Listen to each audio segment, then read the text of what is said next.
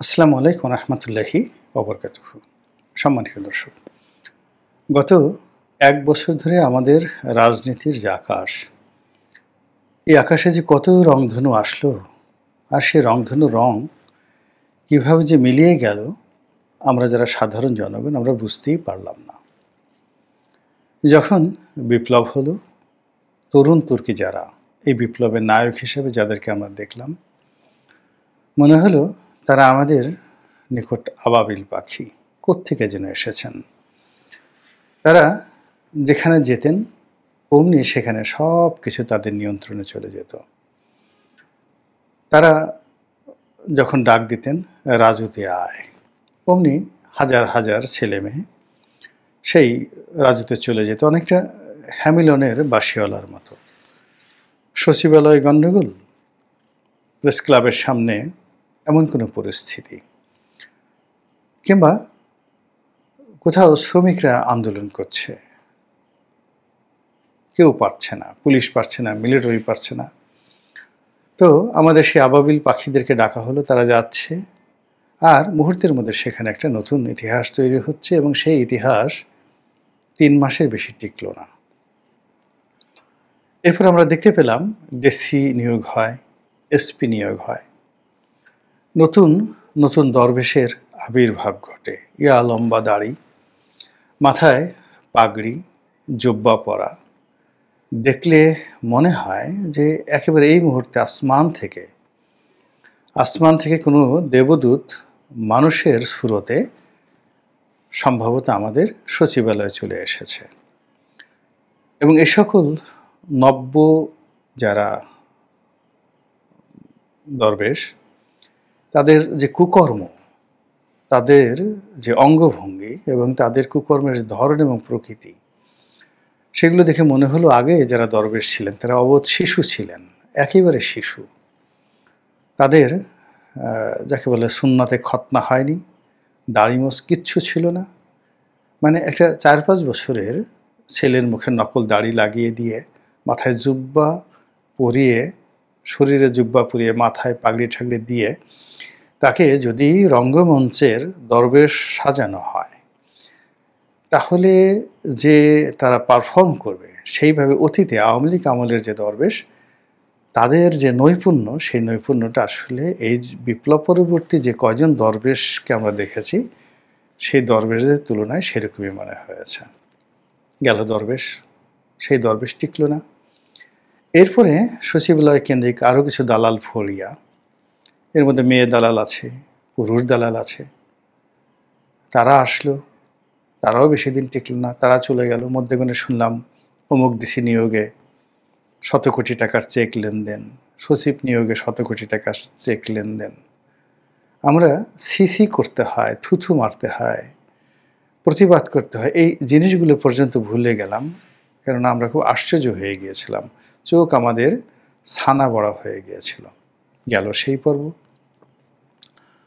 তারপর আসলো নতুন রাজনৈতিক দল গঠনের হিড়িক, কিংস পার্টি। একটার পর একটা কিংস পার্টি হচ্ছে। যারা কিংস পার্টি গঠন করছেন সবারই ধারণা তারা ক্ষমতায় চলে আসবে, অথবা মন্ত্রী হবে, এমপি হবে, টাকা পয়সার কোনো সমস্যা হবে না। কিন্তু ২ মাসের মাথায় দেখা গেল একটি কিংস পার্টিরও কোনো অস্তিত্ব নেই। বিপ্লবের ধারক বাহক রূপে যে পার্টিটির নাম শোনা গিয়েছিল, সেই পার্টিটির অবস্থা এখন টানাটানি, দুর্ভিক্ষ কবলিত, বন্যা পীড়িত। তো রুচির দুর্ভিক্ষ সব মিলিয়ে কেমন যেন হয়ে গেছে রাজনৈতিক অঙ্গন। জাতীয় পার্টি নামক একটি দল একসময় ছিল, এখন কি অবস্থায় আছে আমরা বলতে পারবো না।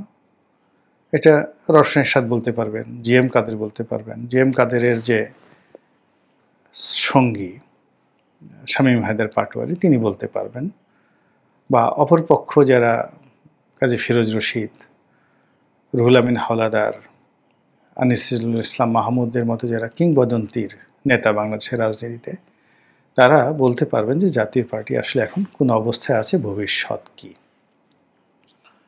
তাহলে বাকি রইল ৩টি দল, বিএনপি, আওয়ামী লীগ, জামাত।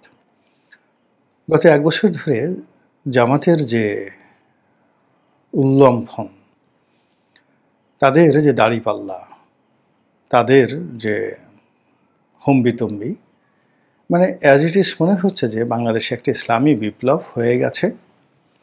এখন তারা সিদ্ধান্ত নিতে পারছে না যে এই ইসলামী বিপ্লবটা কি ইরানের কায়দায় তারা পরিচালিত করবেন, অর্থাৎ রাষ্ট্র ব্যবস্থা কি ইরানের মতো হবে? জামাতের আমির কি আয়াতুল্লাহ হবেন? তারপর বাকি জিনিসগুলো ইরানে যে কাঠামো সেরকম হবে কিনা, অথবা এমন কিছু ঘটবে কিনা যে আফগানিস্তানের মতো এমিরেত আফগানিস্তানের মতো হবে কিনা, তাও তারা ভাবতে পারছেন না।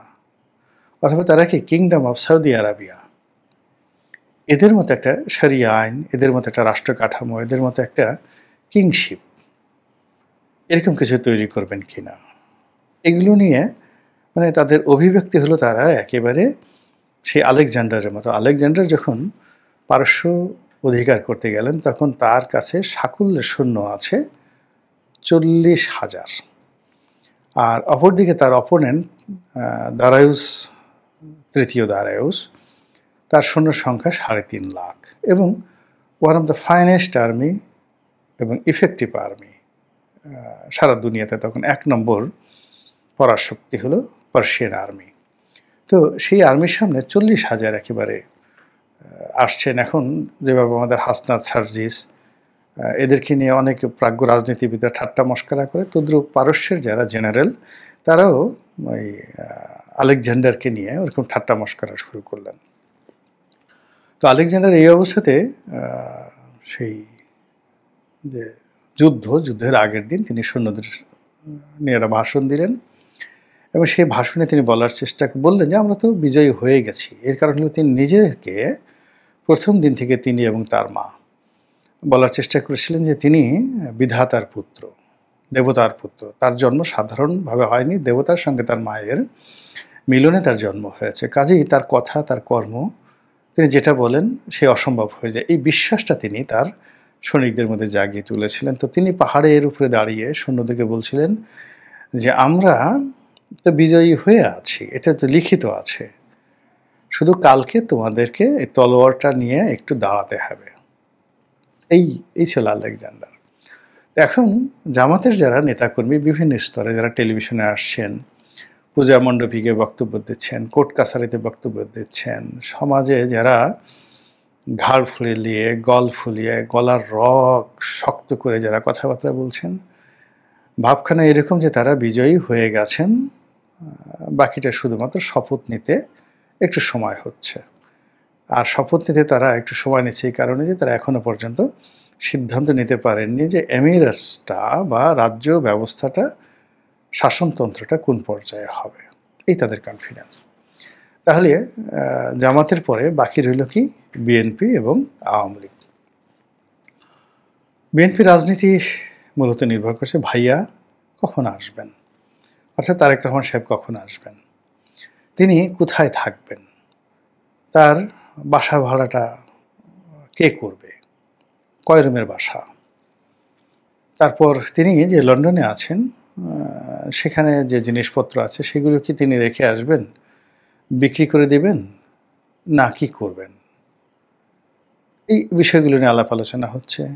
অনেকে বলছে এই কালকে আসবেন, অনেকে বলছে কয়েক সপ্তাহের মধ্যে, অনেকে বলছেন কয়েক মাস, অনেকে বলছেন নির্বাচনের তফসিল ঘোষণা করার পরে তিনি আসবেন, অনেকে বলছেন যে না এত ঝামেলার দরকার নেই, তিনি একেবারে শেষমেশ নির্বাচনের ফলাফল ঘোষণা করার পর যখন বিএনপি নিরঙ্কুশ সংখ্যাগরিষ্ঠতা পেয়ে যাবে, 280টি সিট পেয়ে যাবে, তখন এয়ারপোর্টে তিনি আসবেন এবং পুরো দেশ জাতি তাকে প্রধানমন্ত্রী হিসেবে বরণ করে নেবে। এই হলো ভাইয়ার আগমন, ভাইয়া আসবেন।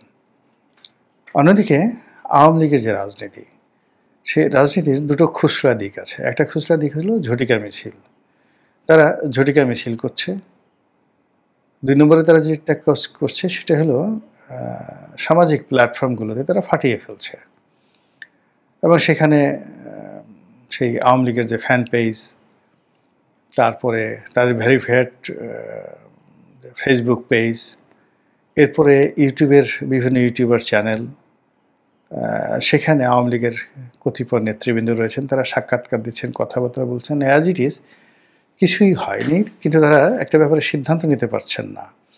তারা একবার বলছেন যে এখনও শেখ হাসিনা বাংলাদেশের বৈধ প্রধানমন্ত্রী, তিনি রেস্টে আছেন ভারতে, তিনি আবার আসবেন। আর পক্ষ বলছে যে না, ঠিক আছে, তিনি পদত্যাগ করেছেন, তত্ত্বাবধায়ক সরকারের অধীনে নির্বাচন হবে এবং তিনি সেটা মেনে নেবেন। আচ্ছা, তিনি নিজেও শেখ হাসিনা বিভিন্ন কথায় একবার বলেছেন তিনি পদত্যাগ করেননি, আবার তিনি বলেছেন পদত্যাগ করেছেন, আবার তিনি বলছেন যে তত্ত্বাবধায়ক সরকার ছাড়া আওয়ামী লীগ কোনো কিছুই মেনে নেবে না।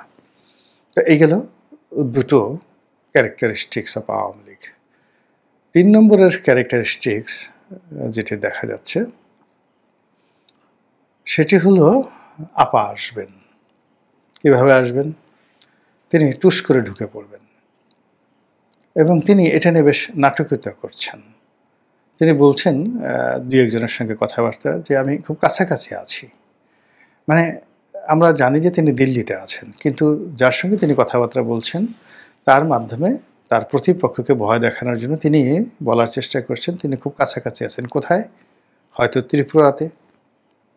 অর্থাৎ ত্রিপুরাতে যদি তিনি থাকেন, তো ত্রিপুরার ওখানে যে গুয়াহাটি, আসামের গুয়াহাটি আছে, আর ত্রিপুরার যে রাজধানী আছে সেখান থেকে কুমিল্লাতে আসতে, আসামের গুয়াহাটি থেকে সিলেটে আসতে, অথবা পশ্চিমবঙ্গ সেখান থেকে বনগাঁও হয়ে আমাদের সেই বাংলাদেশের যশোরে ঢুকতে খুব বেশি সময় লাগবে না।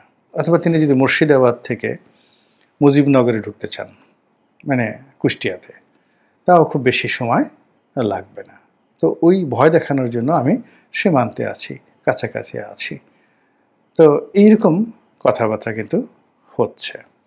আর বিশেষ করে যদি তিনি বনগাঁ দিয়ে, অর্থাৎ সেই যে আমাদের বেনাপোল বনগাঁও, এই সীমান্ত দিয়ে ঢুকেন, তাহলে তার জন্য সুবিধা হলো যে খুলনা, বাগেরহাট, যশোর, তারপরে বরিশাল, পটুয়াখালী, এরপরে টুঙ্গিপাড়া, গোপালগঞ্জ, এই পুরো বেলটা তো আওয়ামী লীগের যে একটা একছত্র আধিপত্য আছে, সেই একছত্র আধিপত্য দিয়ে তিনি বিপুল জনগোষ্ঠীকে সেখানে হাজির করতে পারবেন।